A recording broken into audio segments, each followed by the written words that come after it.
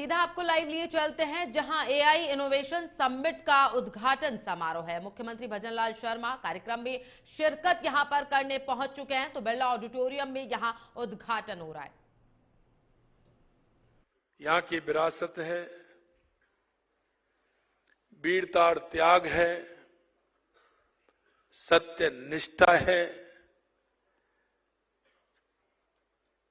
और राजस्थान की मिट्टी की जो खुशबू है, इसे भी आप देश नहीं दुनिया में फैलाने का काम कर रहे हैं। ये मैंने ऐसे ही नहीं कहा, ये मैंने इसलिए कहा है कि मैं देश के हर प्रदेश में भी जाता हूं, वहां मेरी मुलाकात भी होती है और मेरे को दुनिया के कई देशों में जाने का मौका भी मिला है। और ये सीए हमारे राजस्थान के देश में भी हैं और दुनिया के अंदर भी अपना परचम फहरा रहे हैं। इसके लिए भी मैं आपको बधाई देता हूं। और ये ऐसे नहीं होता, इसके अंदर काम करने का जज्बा होता है, मेहनत होती है, ईमानदारी होती है और लोगों के दिल जीतने की एक कला होती है। आपने देखा होगा, आपके कई मित्र होंगे, कहीं भी हमारा सीए काम कर रहा होगा, उसके बारे में आपको अच्छा ही सुनने को मिलेंगे। मेरे को ध्यान है, मैं महाराष्ट्र गया था, पुणे में जब मैं वहां गया तो मेरा एक कार्यक्रम वहां की भारतीय जनता पार्टी इकाई ने रखा। उसमें सभी सीनियर लोग थे, लेकिन जब मैं देख रहा था कि उसका पूरा संचालन हमारे राजस्थान के भाई ही कर रहे थे और इसके साथ साथ जब यह देखा गया कि उन्होंने अपना मां इंस्टीट्यूट जैसे ही खोला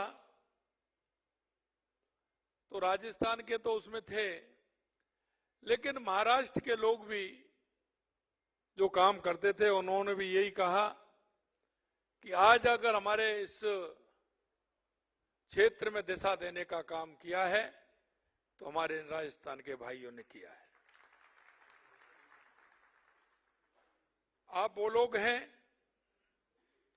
जो हमारे राष्ट्र की आर्थिक व्यवस्था की आत्मा है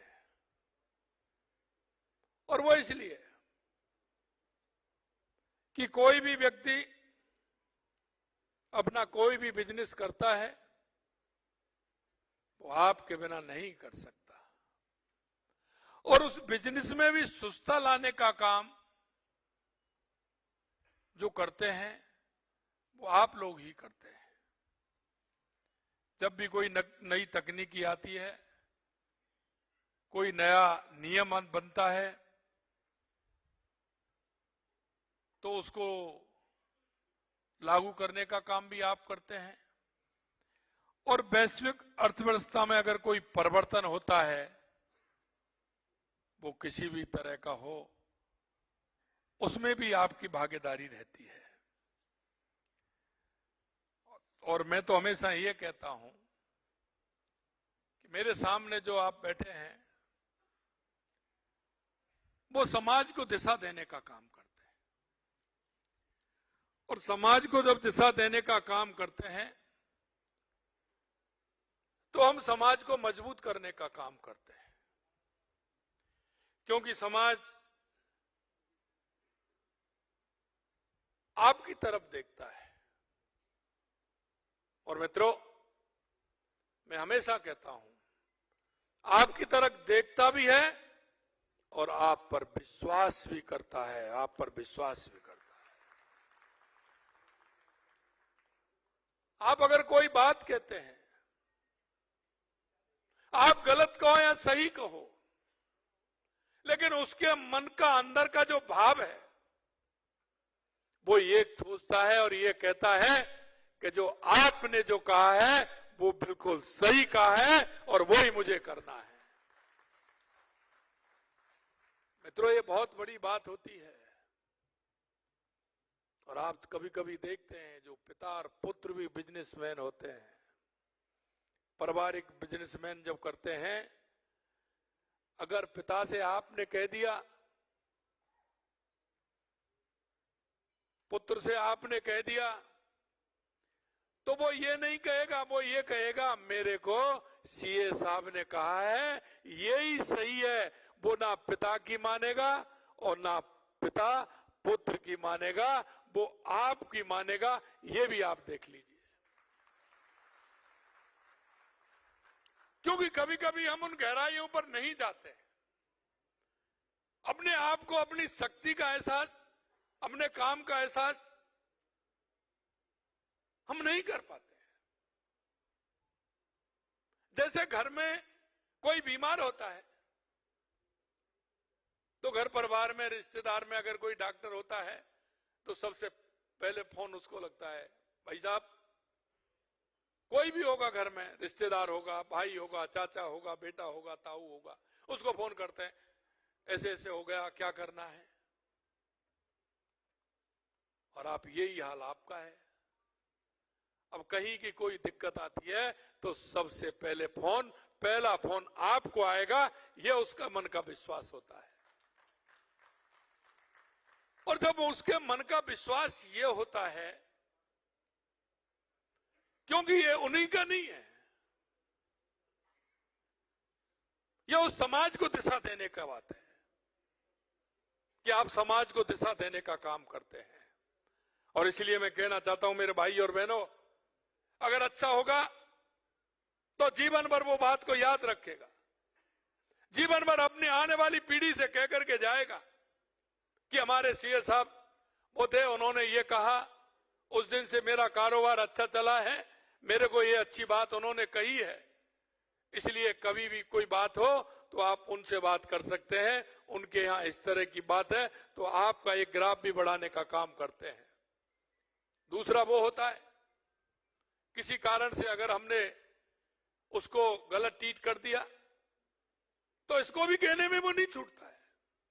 वो कहता है कि मैं वहां गया, मेरा ऐसा हो गया, पहले उन्होंने ये छोटा रास्ता बता दिया और छोटे रास्ते में फंस गया और फिर मैं फंसता ही चला गया।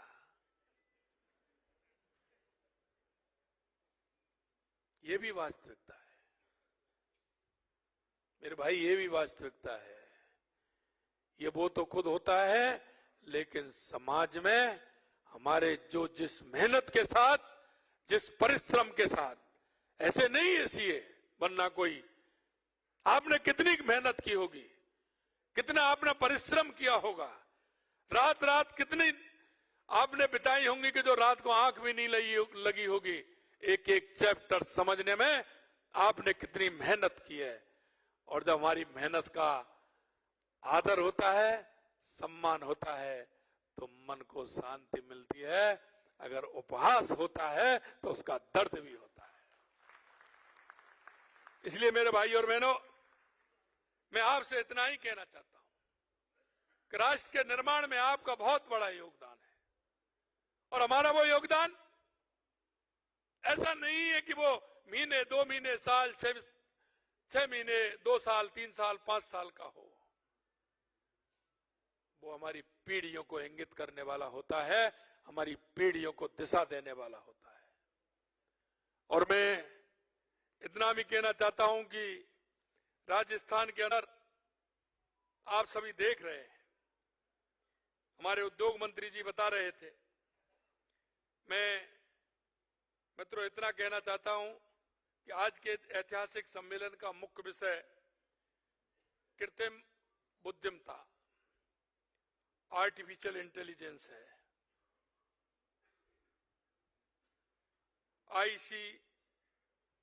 AICA GPT का सफल शुभारंभ निश्चित रूप से एक युगांतकारी परिवर्तन भी है और मील का पत्थर भी है। आने वाले समय में हम किस तरह से इसको और महत्वपूर्ण बना सकते हैं, यह दुधारी तलवार भी है। हम उसका उपयोग करना ठीक प्रकार से अगर करेंगे तो फायदा भी देगा, और इसके साथ ये भी है कि ये एक क्रांतिकारी कार्य भी है, क्योंकि हमको सरलता भी प्रदान करता है, समय की बचत भी करता है। तो इस बारे में भी हमने सोचना है। जो हमारे काम करने के तरीके, सोचने के अंदाज और जीवन यापन के तरीके बदल रहे हैं, और बदलते हुए युग में भारत में AI क्षेत्र में तेजी से पहचान बना रहा है। ये हमारे लिए अत्यंत गर्व की बात है। यह तकनीकी भारत की तकनीकी विशेषज्ञता में और बढ़ोतरी करने वाला है। Digital India mission, India AI mission के साथ पूर्ण तालमेल और समन्वय निरंतर कार्य कर रहा है। नई AI और मशीन लर्निंग पॉलिसी काम कर रही है, और आप देख रहे हैं लगातार हमारे जिस तरह से देश आगे बढ़ रहा है। हमारा देश, अगर हम अर्थव्यवस्था की बात करें तो 11वें पायदान पर था, हम 5वें पायदान पर आए, आज हम 4थे पायदान पे हैं, और आने वाले समय में दुनिया की तीसरी शक्ति बनेंगे। यह भी उसमें आपका बहुत बड़ा योगदान है। मित्रों, मैं आपसे एक ही की बात कहना चाहता हूं, और आपके माध्यम से वो राजस्थान की मिट्टी की जो खुशबू फैला रहे हैं उनसे भी आपके माध्यम से मैं कहना चाहता हूं। आपने देखा हमने राइजिंग राजस्थान किया, और वो राइजिंग राजस्थान में 35 लाख करोड़ के ज्यादा के हमारे MOU हुए। उसका कारण ये नहीं है, उसका कारण यह है कि राजस्थान में हर क्षेत्र में बहुत बड़ी संभावना है, बहुत बड़ी संभावना है। आप कोई भी क्षेत्र देख लीजिए, चाहे हमारा पर्यटन का क्षेत्र हो, चाहे हमारा, अगर हम कहें माइनिंग का क्षेत्र हो, कृषि का क्षेत्र हो, उद्योग का क्षेत्र हो, और हमारे यहां तो सूर्य भगवान की कृपा रहती है, इसलिए विंड और सोलर के लिए भी हमारी हवा और सूर्य नारायण की कृपा है, उस क्षेत्र में भी हम आगे हैं। मैं सिर्फ आपसे इतना कहना चाहता हूं कि आज आप देख रहे हैं कि लगातार इन क्षेत्रों में बहुत बड़ी गुंजाइश है, और मैं कभी कभी कहता हूं कि राजस्थान देश नहीं, क्योंकि देश में तो क्षेत्रफल की दृष्टि से सबसे बड़ा है ही, लेकिन इसमें संभावनाएं बहुत हैं। हर क्षेत्र में काम करने की आवश्यकता है, और आपके माध्यम से इतना कहना चाहता हूं, क्योंकि अर्थव्यवस्था के आप पुरोधा हैं, अर्थव्यवस्था में आपका बहुत बड़ा योगदान है, और बिना अर्थव्यवस्था के कोई भी प्रदेश हो या देश हो आगे नहीं बढ़ सकता। और आप इस काम को हाथ में ले सकते हैं, क्योंकि आप जब देखते हैं तो आपके संपर्क में ऐसे बहुत लोग हैं जो हमारे प्रदेश के भी हैं, हमारे प्रदेश के बाहर के भी हैं, जो अपने अलग अलग क्षेत्र में राजस्थान के अंदर काम कर सकते हैं। माननीय हमारे मंत्री जी ने कहा कि हमने सिंगल विंडो से लेकर के अनेक सुविधाएं हमने लगातार हम दे रहे हैं, और इसलिए आपने देखा कि 35 लाख करोड़ रुपए के हमारे MOU हुए थे, लगभग 4 लाख करोड़ रुपए के हमारे जमीन पर आ गए। आने वाले महीने में हमारे और जमीन पर आने वाले हैं, और इसलिए हमने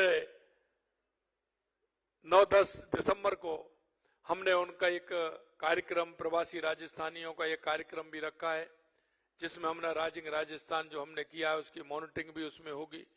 कितने काम हुए हैं उसका हम पूरा आंकलन करके उसका डाटा भी हम उसमें देंगे। मैं आपसे सिर्फ इतना कहना चाहता हूं कि हमारे राजस्थान उत्कृष्ट राजस्थान बने, विकसित राजस्थान बने, इसमें आप सभी का योगदान रहे।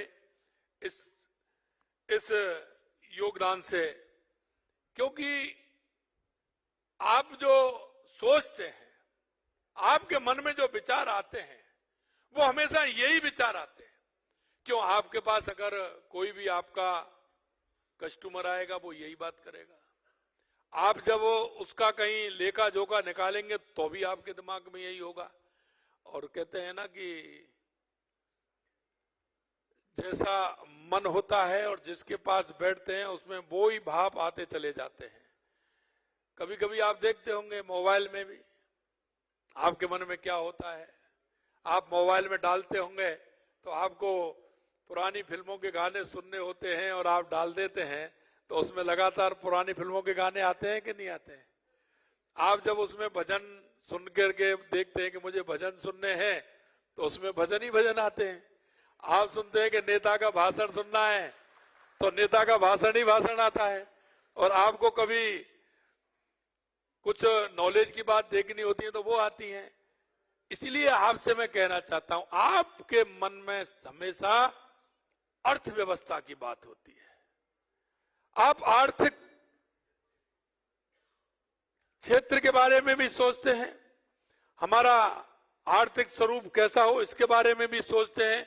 तो आपके मन में प्रदेश की अर्थव्यवस्था की जो बातें होती हैं वो सारी आती हैं। और आपके मन में ये भी आता है कि कौन सा ऐसा क्षेत्र है जो राजस्थान के अंदर नहीं है, उसको हम बढ़ाने का काम कर सकते हैं। तो आप उसमें भी आप सोच करके हमको ये बता सकते हैं कि इस क्षेत्र में काम हो सकता है या हमारे राजस्थान और आगे बढ़ सकता है। इसलिए मैं आपसे कहना चाहता हूं कि आपकी योग्यता, आपकी मेहनत, आपके विचारों का फायदा राजस्थान की सरकार को मिले, ये भी मैं आपसे आग्रह करना चाहता हूं। क्योंकि आपका विषय वही है, हमेशा आप वही सोचते हैं। मैं अंत में इतना कहूंगा आपसे, हमें आपके अमूल्य सहयोग, मार्गदर्शन, साझेदारी की अत्यंत आवश्यकता है। आप लोग हमारे प्रदेश के मान है, सम्मान है।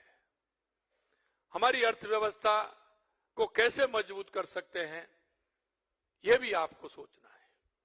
और हमने जैसा कहा है कि आने वाले समय में राजस्थान हर क्षेत्र में आगे रहेगा। हर क्षेत्र में यह संभावना है, उन संभावनाओं को देखते हुए हम काम कर रहे हैं। आपने देखा जब हमारी सरकार बनी तो हमने देखा कि राजस्थान के अंदर सबसे आवश्यकता क्या है। हमको लगा कि राजस्थान में सबसे जो ज्यादा हमें आवश्यकता है वो राजस्थान के उद्योग के लिए, राजस्थान के किसान के लिए और राजस्थान के आम व्यक्ति के लिए शुद्ध पेयजल और उसकी सिंचाई के लिए, उद्योग के लिए पानी मिलेगा तो निश्चित रूप से हमारा राजस्थान मजबूत होगा। लगातार उस क्षेत्र में हम काम कर रहे हैं और आपको हम ये विश्वास दिलाना चाहते हैं कि आने वाले समय में राजस्थान में पानी की किसी तरह से कोई कमी नहीं आएगी। इसके लिए लगातार हमारी सरकार काम कर रही है। चाहे हमारी ईआरसीपी योजना हो, यमुना समझौता हो, चाहे हमारा इंदिरा गांधी गंगा नहर के लिए हमने 4000 करोड़ रुपए दिए हों, और इसी तरह से हमारा माही डैम हो, हमारा ब्राह्मणी नदी से हमारे बीसलपुर में पानी आना हो, देवास स्कीम हो, नर्मदा की स्कीम हो, उन सभी स्कीमों को लेकर के साथ चल रहे हैं। और जब काम करते हैं तो ईश्वर भी साथ देता है। और आप देख रहे हैं पिछली साल भी सारे बांध भर गए और इस बार भी पूरे बांध भर रहे हैं। इससे राजस्थान में खुशहाली आ रही है। यही नहीं, कभी हमने सोचा भी नहीं था। ऑपरेशन सिंदूर की हमारे कर्नल साहब बात कर रहे थे, उसका फायदा भी राजस्थान को मिला है। सिंधु नदी का पानी भी राजस्थान को सबसे ज्यादा मिलने वाला है। तो ये भी आप देख रहे हैं। दूसरी हमारी आवश्यकता थी कि हमारे राजस्थान के लिए बिजली की आवश्यकता है। बिजली में हम किस तरह से आगे बढ़ सकते हैं। देश के यशस्वी प्रधानमंत्री नरेंद्र मोदी जी के नेतृत्व में पानी का भी सबसे पहले एमओयू हुआ और बिजली का भी हुआ, और बिजली के क्षेत्र में भी लगातार हम काम कर रहे हैं। और हमने जो कहा था कि 2027 तक हम किसान को दिन में बिजली देंगे, उद्योग को पूरी बिजली देंगे, आम जन को 24 घंटे बिजली देंगे और 1.5 साल के अंदर 4,750 मेगावाट बिजली का उत्पादन हमारी सरकार ने इन 20 महीनों में कर करके दिया है। और हम आपसे कहना चाहते हैं 2027 तक हम बिजली में आत्मनिर्भर बनेंगे। बिजली लेने वाले नहीं, बिजली देने वाले हम बनने वाले हैं। लगातार उसके क्षेत्र में भी हमने काम किया है। यही नहीं, राजस्थान हमने किया, हमने युवाओं से वायदा किया कि 4 लाख हम सरकारी नौकरी देंगे, 6 लाख हम निजी क्षेत्र में नौकरियां देंगे। लगातार हम काम कर रहे हैं। राजस्थान के अंदर जिस तरह से हमारे एमओ आगे उतर रहे हैं, जमीन पर आ रहे हैं, तो उसके लिए भी हम काम कर रहे हैं। सरकारी की बात करें तो हमने कहा था कि पहले साल में हम 1 लाख देंगे, ये हमारा जुलाई में था, ये जुलाई निकला है। हमने 75,000 दे दिए, अगले महीने 15,000 देने वाले हैं, 90,000 हम पहुंच जाएंगे, क्योंकि कोर्ट में कुछ अटके हुए नहीं। 1 लाख नौकरी देंगे, आने वाले समय में 4 लाख नौकरी देंगे। उस क्षेत्र में भी हम काम कर रहे हैं। पर्यटन के क्षेत्र में लगातार काम हो रहा है। हमारी शेखावाटी से लेकर के हमारे बीकानेर तक जो हमारी हवेलियां हैं, जो हमारी धरोहर है, उनके क्षेत्र में भी काम कर रहे हैं। हमने उनको रोका है कि कोई इनको तोड़ेगा नहीं, हमने उस पर बैन लगा दिया। हमारे उन सभी लोगों से, हम राजस्थानी प्रवासी भाई उनसे बात कर रहे हैं, अब आइए अपनी हवेली को संभालिए, सरकार पूरी तरह से उस पर पैसा भी देगी और एक ग्रामीण टूरिस्ट के हिसाब से हमारे पर्यटन को बढ़ा भी मिलेगा। उस क्षेत्र में भी हम काम कर रहे हैं। मित्रों, मैं आपसे यही कहना चाहता हूं कि लगातार राजस्थान में जो संभावना है, उन संभावनाओं को देखते हुए हमारी सरकार काम कर रही है। आपका योगदान उसमें बहुत आवश्यक है और इसलिए मैं यही कहना चाहता हूं कि आपकी सबकी सहभागिता हो और हमारे राजस्थान को उत्कृष्ट बनाने के लिए आप सबकी भूमिका हो। आपने इस महत्वपूर्ण संगोष्ठी में मेरे को आमंत्रित किया है, क्योंकि मुझे पता है कि मैं, आप कह रहे हैं कि हम 1,300-1,500 लोग हैं, मैं ये नहीं है, मुझे पता है ये कितनी बड़ी संख्या है। अरे 12,000 संख्या तो सीए की है, लेकिन उनसे जुड़े हुए कितने हैं जरा ये भी बता दो मुझे। ये तो आप सीएओ की संख्या बता रहे हैं, लेकिन वो कितनों से जुड़े हुए हैं। इसलिए मैं यही कह रहा हूं कि मैं आप लोगों से नहीं, पूरे राजस्थान के उन तमाम लोगों से आपके माध्यम से जुड़ा हुआ हूं और आपके माध्यम से मैं यही कहना चाहता हूं, आप अपनी शक्ति पहचानिए, आप अपना काम पहचानिए। मित्रों, ये राजस्थान आपसे आह्वान कर रहा है, बाहें फैला के पड़ा है कि आप चार्टर्ड अकाउंटेंट हैं, आप आइए, इस राजस्थान की प्रगति में अपना योगदान दीजिए और योगदान देकर के इस अपनी मिट्टी को, अपने राजस्थान को दुनिया में सर्वश्रेष्ठ बनाने का काम करें, विकसित बनाने का काम करें। इस आशा और विश्वास के साथ आप सभी का पुनः बहुत बहुत धन्यवाद। जय हिंद, जय भारत, जय राजस्थान।